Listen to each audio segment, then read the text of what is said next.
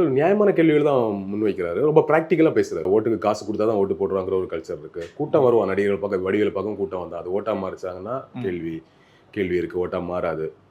இப்போ அண்ணா கட்சி ஆரம்பித்தார்னா உடனே வந்து ஆட்சிக்கு வரல. அவர் ஒரு 18 வருஷம் 19 வருஷம் கட்சியை ஆரம்பித்து தொடர்ந்து வேலை செஞ்சு பேசி பிரச்சாரம் பண்ணி கொள்கை ரீதியாக சித்தாந்த ரீதியாக அங்கே இருக்கக்கூடிய மக்களை ட்ரெயின் பண்ணி தான் இளைஞர்கள்லாம் ட்ரெயின் ஆகி தான் ஓட்டு போட்டான். அதனால தான் இன்னைக்கு வரைக்கும் அந்த கட்சியோட கொள்கையோட வந்து ஒன்றி போய் அவன் இன்னைக்கு இருக்கிறான் அப்படிங்கிற மாதிரி ரொம்ப ப்ராக்டிக்கலான விஷயத்தை தான் முன் வச்சார். ஒரு மாதிரி வேணுன்னு அந்த அடிக்கிறதோ கிண்டல் பண்ணுறதோ அந்த துணியெல்லாம் இல்லை. மேபி அந்த ஹைலைட்ஸை பார்த்துட்டு சின்ன சின்ன கட்ஸை பார்த்துட்டு யாரும் எப்படி புரிஞ்சுக்கிட்டாங்கன்னு தெரியல. நான் ஃபுல்லாக அந்த நேர்காணல் பார்த்தேன். அதில் ரொம்ப ப்ராக்டிக்கலாக டீட்டெயிலாக தான் பேசியிருக்கிறதா பார்க்குறேன். ஒன்றும் வன்மத்தோடலாம் ஒன்றும் பேசின மாதிரி இல்லை.